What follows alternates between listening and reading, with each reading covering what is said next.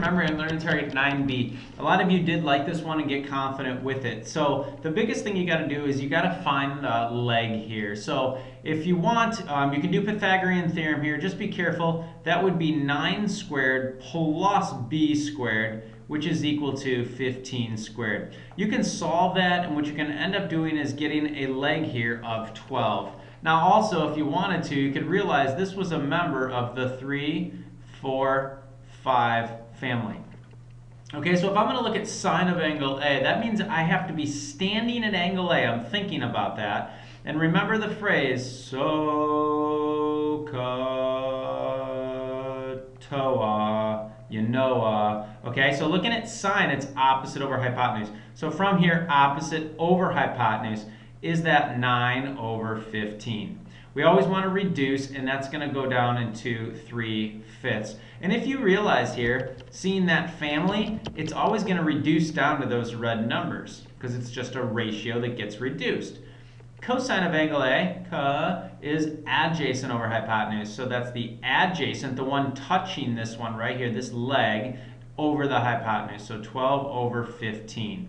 And that is going to reduce to 4 over 5.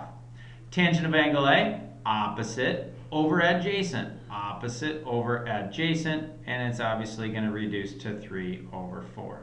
Now the sine of angle B, we now are standing here. So when we think about it, we're standing right here. Where's the opposite? 12 now over hypotenuse. So that's going to be 12 over 15, which we know reduces to 4/5.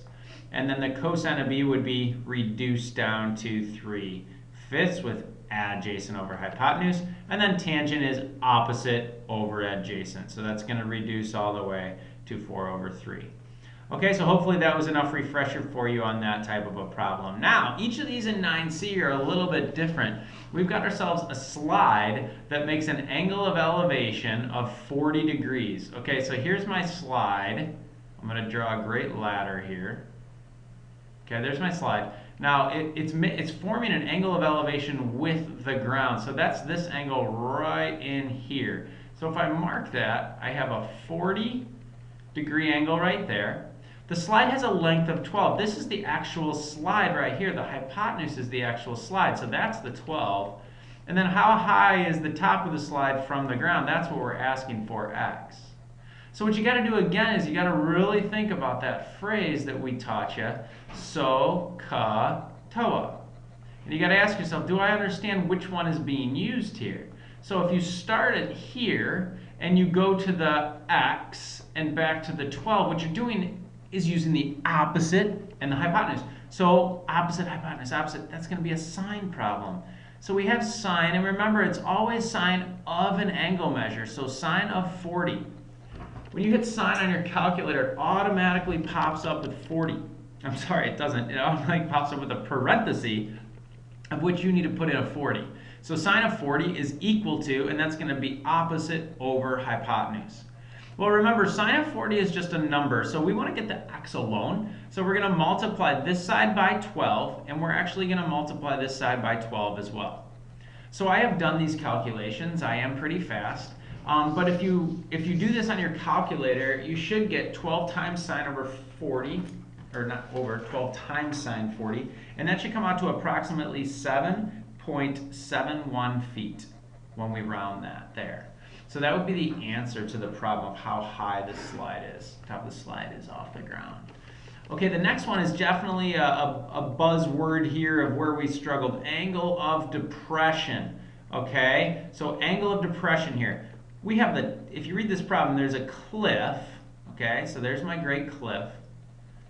Calculate the angle of depression from the top of the cliff to a point 56 feet from the base of the cliff. Okay, so that means there is a point right out here that's 56 feet from the base of the cliff. Well, and then to get the angle of depression, we actually have to go down here like that. So hopefully you see that we do have a right triangle here. Now the kicker is, to get the angle of depression, listen to this very carefully, this is actually the angle of depression right there. So that, and I'm going to call it theta, remember, that's what I'm looking for. Now here's the deal. That is not, like, angle of depression is not the same as angle of elevation, but their values are the same. If we have two parallel lines like this one, and a transversal here, the alternate interior angles are actually the same. So if I give you angle of depression in a problem, that's the same as me giving you angle of elevation.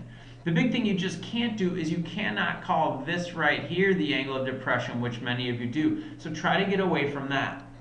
All right, and then one more thing they said is the cliff is 344 feet tall. Well, we're going to get some practice here in actually solving for an unknown angle. And that's where we're going to have to use that inverse trigonometry.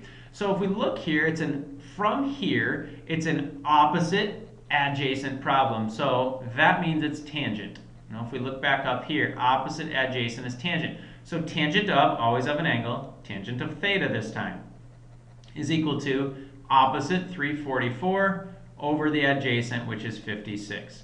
Now remember, we don't divide by anything, but we literally get theta all by itself. And what we do in this case is say that tangent inverse of 344 over 56. And then we can actually do that on our calculator. Find that button on your calculator. There is a button with tangent, as you guys call it, to the negative first thingy. That's fine, but it's the inverse of tangent. Type that in, and you should be getting approximately 80.75 degrees.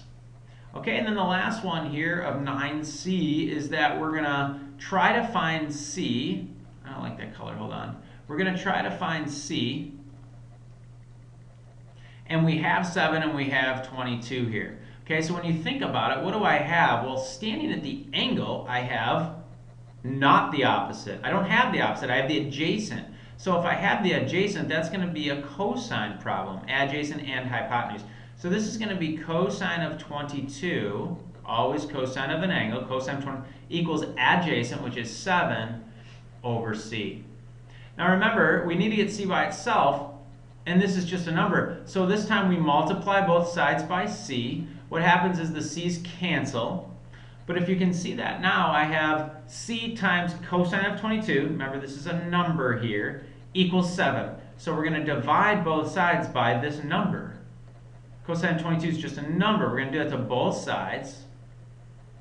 And this is getting kind of messy here. But if you look at this, C is actually equal to 7 divided by cosine of 22. So if you put that on your calculator, 7 divided by cosine of 22, you should get approximately 7.75. And there are no units on this one, so we don't have to worry about it. Okay, so that there was a refresher of Learning Target 9B and 9C.